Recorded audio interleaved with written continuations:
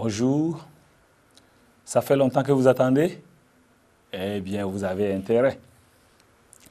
Et vous avez déposé des demandes d'emploi au Conseil national du travail. Nous allons ensemble ici parcourir vos dossiers pour voir si le profil de chacun correspond à sa demande.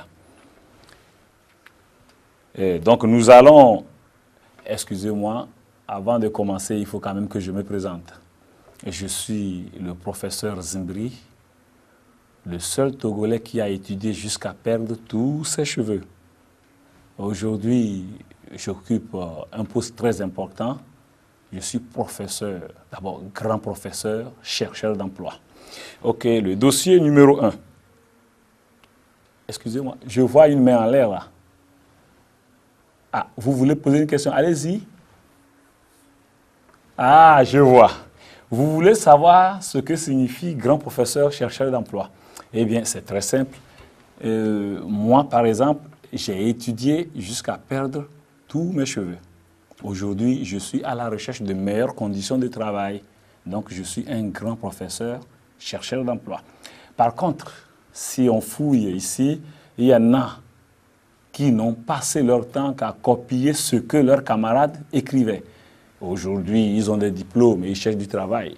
On les appelle de grands quémandeurs d'emploi. Et j'espère que je me suis fait comprendre. Et merci. Alors, dossier numéro 1. Dossier numéro 1. Monsieur Gonazo, vous demandez à occuper le poste de chirurgien dans un grand hôpital de la place. Et dans votre lettre de motivation, vous dites que vous avez remarqué que votre écriture est la même que celle que vous voyez sur les ordonnances. Eh bien, cher monsieur, je me demande si les gens pourront déchiffrer ce que vous écrivez. Dossier numéro 2. Mademoiselle Banga Midou, vous voulez le poste de comptable dans une société de la place et vous ajoutez dans votre lettre de motivation que vous voulez très rapidement devenir riche. Mademoiselle, nos enquêtes révèlent que, toute petite, lorsque votre mère vous envoie pour des commissions, vous ne rameniez jamais le reliquat.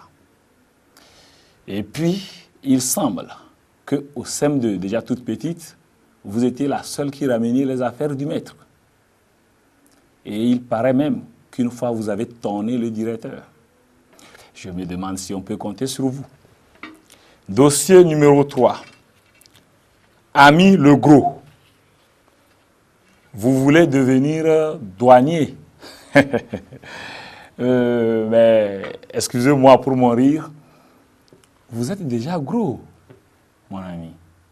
Pour être douanier, il faut d'abord être mince.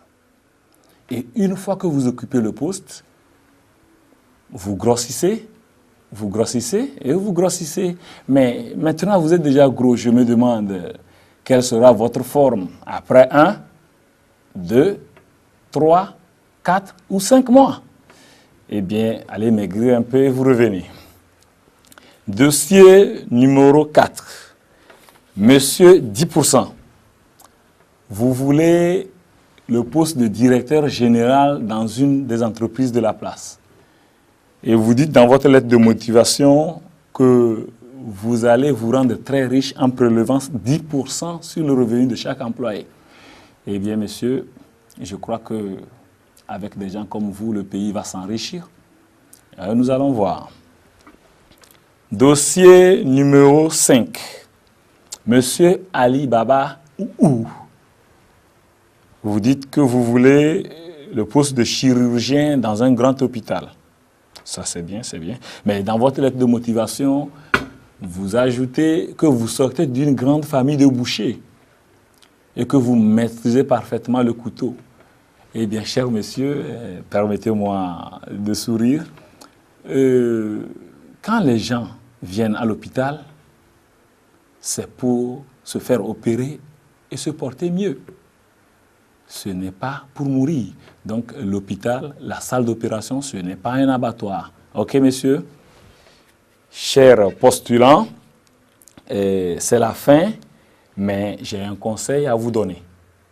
Si vous vous intéressez à un poste quelconque, le plus important, c'est d'avoir le profil approprié. Je vais vous raconter cette histoire. Vous savez, quand il y a élection, il y a beaucoup de personnes qui entourent les candidats.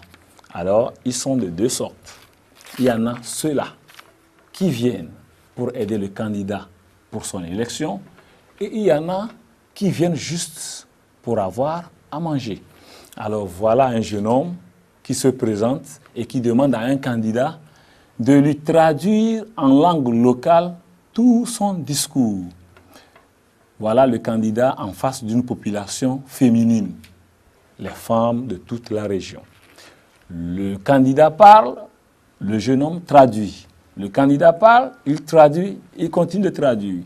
Et le candidat, pour conclure son intervention, dit « Mesdames, je compte sur vous pour la réalisation de mon programme. Mais avant tout, je demande à chacune de vous de me donner son soutien. » Et le jeune homme de traduire.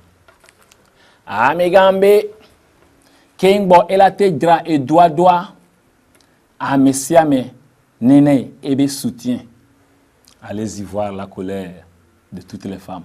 Alors, nous n'allons pas vous donner le résultat de l'étude de vos dossiers, mais si vous voulez savoir si vous êtes retenu, allez-y sur le site www.professeurzimbri.com ou bien vous téléphonez au 00 00 03 03, le professeur Zimbri. Merci. Lumière Télévision, illuminez votre vie.